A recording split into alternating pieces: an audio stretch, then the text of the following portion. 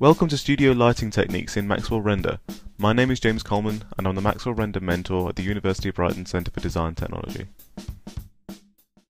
Welcome back to part 9. In this video I'll explain how to use an emitter with temperature and intensity control.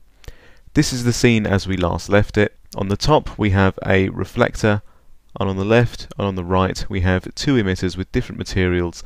Both of them are temperature of emission type emitters.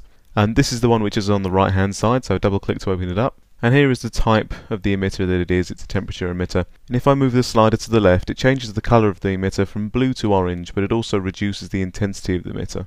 If I move it to the right, it increases the intensity, but changes the colour to blue.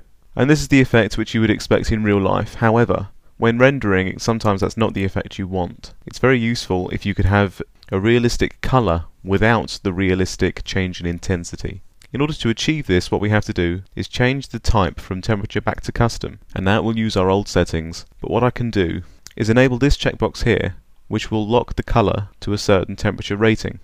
Now I can set the temperature in kelvins whilst keeping the luminance output constant. So I can increase the temperature by a couple of thousand of degrees, and the colour will change to blue. But my luminance output remains constant. I can do the same with my other emitter to make it match.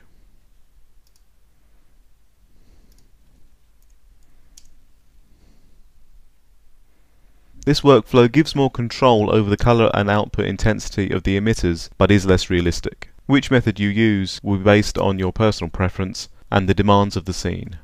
That's all for this video, and in the next video it's time to bring everything together.